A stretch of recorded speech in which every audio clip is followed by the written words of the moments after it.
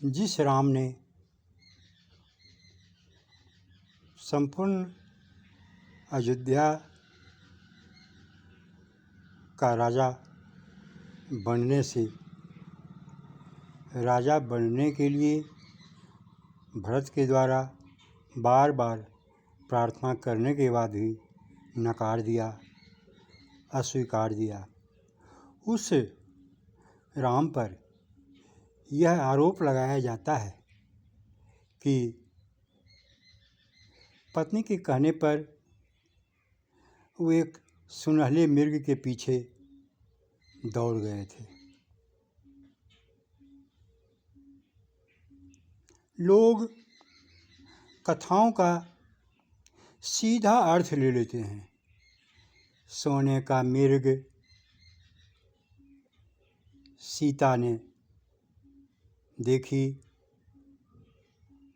उसने राम को ललकारा, धिक्कारा। राम धिक्कारने के बाद मृगा को पकड़ने के लिए या मारने के लिए दौड़ पड़े। बस ऐसा ही सीधा अर्थ लेकर बड़े बड़े विद्वान लोग, अपने को अगर धत्त तपस्वी कहने वाले वीर, ज्ञानी वीर कहने वाले भी यही कथा कहकर सदियों से आज तक निकल रहे हैं और वाहवाही लूट रहे हैं कि राम ने सुनहले मृग के पीछे दौड़ लगाई, हम नहीं लगाते हैं, हम राम से अच्छे हैं। बस उनकी मानसिकता इतनी सी ही है, इससे ज़्यादा कुछ भी उनकी मानसिकता नहीं है। उनके मन में कोई और नई सोच नहीं है। बस राम को छोटा करना, राम को कलंकित करना, राम में एक धब्बा खोजना ही उनका उद्देश्य है, उनका तात्पर्य है।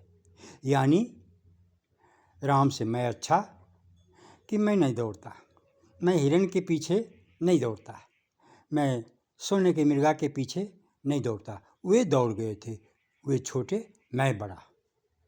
इस तरह की भावना पनपाई गई, क्योंकि व्याख्याकारों ने इसे स्पष्ट नहीं कर सका।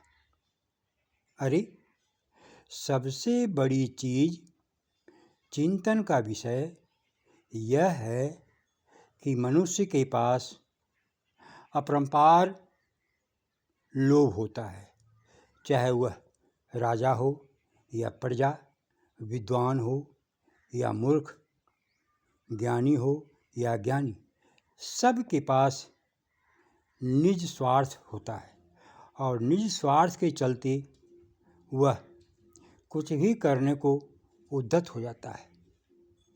लेकिन राम के माध्यम से हमें यह सीख देने का प्रयास किया गया है कि देखो, ये माया है, माया में हर व्यक्ति, हर त्यागी भी फंस सकता है। जैसे राम ने त्याग किया अयोध्या का, लेकिन यहाँ आकर फंस गए। तो यह मात्र समझाने का प्रयास है, राम पर कलंक लगाने का, राम पर आरोप लगाने का प्रयास नहीं है। विद्वानों ने, लेखकों ने, दार्शनिकों ने यह कोशिश किया है कि तुम पाठक, श्रोता, वर्तमान के मानव समाज इस तरह के माया में फंस सकते हो। अतः इस पर साधना करो, इस पर विचार करो, इस पर गहन चिंतन करो, तभी इससे बचा जा सकता है। यदि साधना नहीं करोगे, उपासना नहीं करोगे, आराधना न करोगे, अध्ययन चिंतन मनन न करोगे, तो जीवन में फंसते ही रहोगे। किसी के कहने पर दौड़ जाओगे तो यह तेरे उलझन का कारण होगा। अतः किसी के कहने पर मत दौड़ो, अपनी आत्मा की आवाज़ सुनो। आत्मा की आवाज़ तभी सुनाई पड़ेगी जब तुम्हारा आत्मबल जगा हुआ रहेगा, दुर्गा शक्ति जगी रहेगी तो आत्मा की आवाज़ स्पष्ट सुनाई पड़ेगी और तभी तुम सही निर्णय ले सकते हो।